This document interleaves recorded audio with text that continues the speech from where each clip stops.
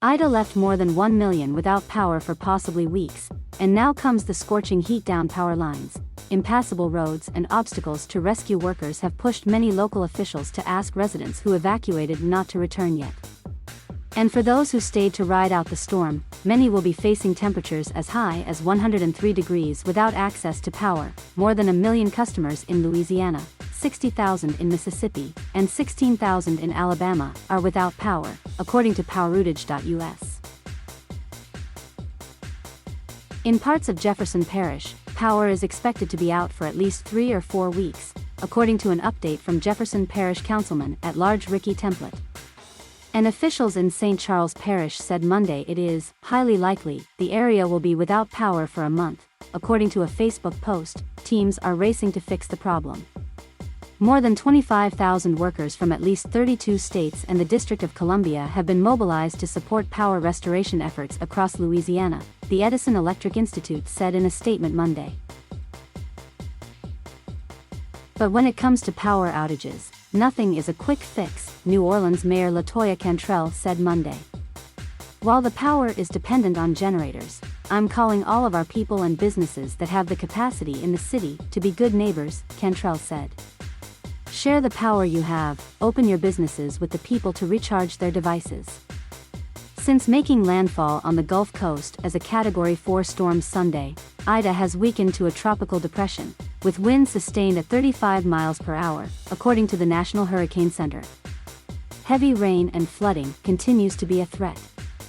The storm was about 145 miles north-northeast of Jackson, Mississippi, as of 5 a.m. Tuesday, and is heading toward Tennessee, parts of which are still recovering from deadly flooding.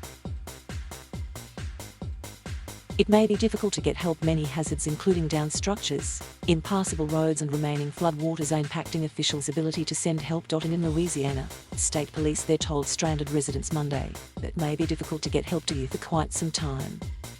While troopers continue to assist with clearing roadways, the full extent of damage is yet to be seen. Search and rescue workers are still not able to access certain areas, a Facebook post from the LSP said. Paul Middendorf spent hours Monday rescuing people in LaPlace, Louisiana, with his canoe, volunteering with the group Crowdsource Rescue. Most of were in the attic, he said. The water in the back of that neighborhood was about 10 feet deep or higher.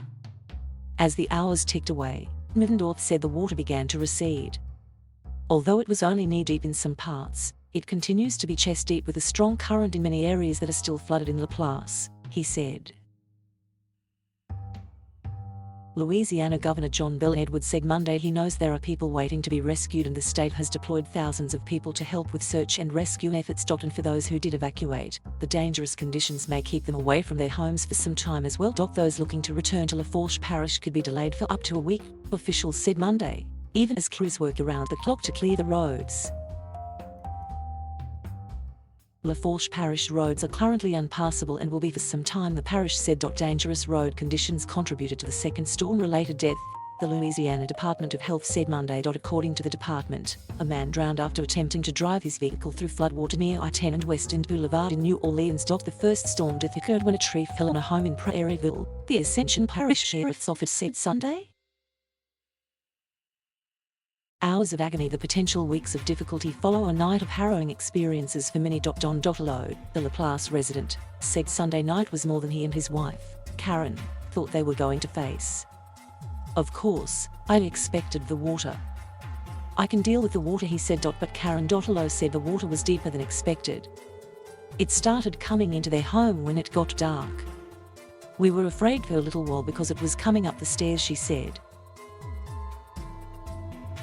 That was scary, but that was 10 minutes scary, Don Dotolo said. This was hours of agony. We've just been through a horrendous night with winds, rain, gusts, water coming up, rivers rising, power outages, Cooper said. It's incredible. Hospitals respond and Tennessee prepares in the aftermath of the storm. Many Gulf Coast hospitals are grappling with how to continue caring for patients amid the damage. 4 hospitals in Louisiana were evacuated Monday, Edwards said. First of all, we really need our hospitals, more than anything else, to come back up, so that people who are in ICU rooms and on ventilators and so forth can continue to receive the life-saving care that they need, Edwards said. That's important all the time. It's certainly important, even more so, because of the COVID situation. As the storm continues to move north, officials in Tennessee are preparing to feel the impacts. The National Guard, Tennessee Department of Transportation, and volunteer agencies are still cleaning up after a devastating and deadly flood earlier this month in the city of Waverly, and the area is now bracing for potential impacts from Ida.